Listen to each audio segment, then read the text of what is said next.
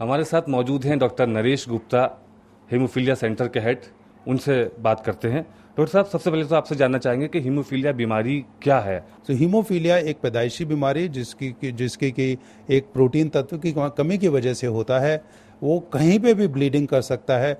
कई मरतबा तो वो बिना चोट लगे ब्लीडिंग करता है। जो रक्त है वो क्लॉट नहीं कर पाता है और वो बहता रहता है। अब बहते रहता है कि उसमें कई बार तो बाहर दिख जाता है, बह रहा है कि मैं यहाँ खड़ा हूँ, मुंह से खून आना शुरू हो गया, आँख से आना शुरू हो गया, वो तो सब नज़र आ जाता है। बट अक्सर इस बीमारी में जो खून का बहना है वो शरीर के अंदर होता है।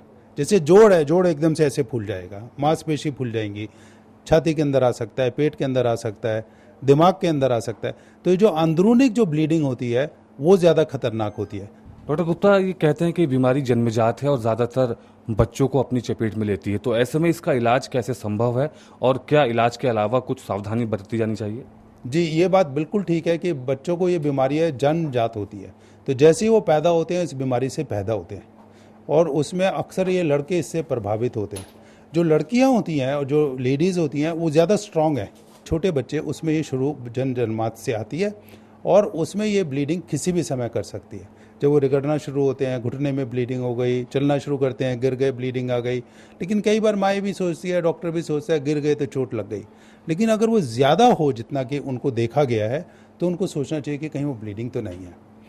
इस ब्लीडिंग का एक पहलू यह है कि इसका जो है इलाज बड़ा कारगर और बड़ा सक्षम इलाज मौजूद है। जो ये तत्व जिसको हम फैक्टर 8 या फैक्टर 9 कहते हैं, उसका इंजेक्शन के रूप में वो उपलब्ध है और उस दवाई को जैसे ही दिया जाता है ये सारी ब्लीडिंग रुक जाती है। अगर इसका इलाज हम शुरू से ही दे दें तो ज़िंदगी भर फिर उनकी कोई और तकलीफ़ नहीं आती है। डॉक्टर साहब कहते हैं कि ये इलाज बहुत महंगा है और इलाज के अलावा ये भी है कि इसमें कितना समय लगता है पूरी तरह से किसी मरीज को ठीक होने में। देखिए, ये इलाज महंगा है, इसके बारे में कोई दो राय नहीं है।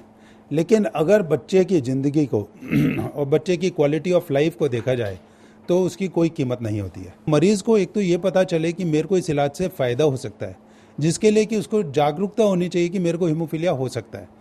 ये मान के चलना कि ये पैदाइशी बीमारी है, ये किसी फैमिली में आती है, मेरी फैमिली में तो कभी आई नहीं, तो हमको क्या करना है इससे, वो उचित नहीं है।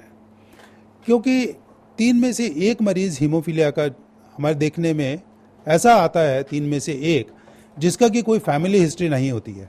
वो एक नई फैमिली को ग्रस्त करता है।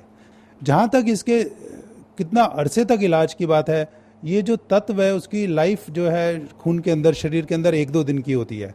तो वो जो इंजेक्शन है वो काफ़ी फ्रिक्वेंटली दिया जाता है और अगर ब्लीडिंग ज़्यादा नहीं है तो कई मरतबा वो साल में 1 बार भी लेके चल सकते हैं। पर इस इलाज की ज़रूरत पूरे ज़िंदगी भर पड़ सकती है। हमारे साथ मौजूद थे अभी डॉक्टर नरेश गुप्ता, जिन्होंने हीमोफीलिया बीमारी के बारे में बताया कि कैसे इसका इलाज संभव है। कैमरामैन जयश्री पुरी के साथ मैं नदीम अंसारी, डीडी न्यूज़, दिल्ली।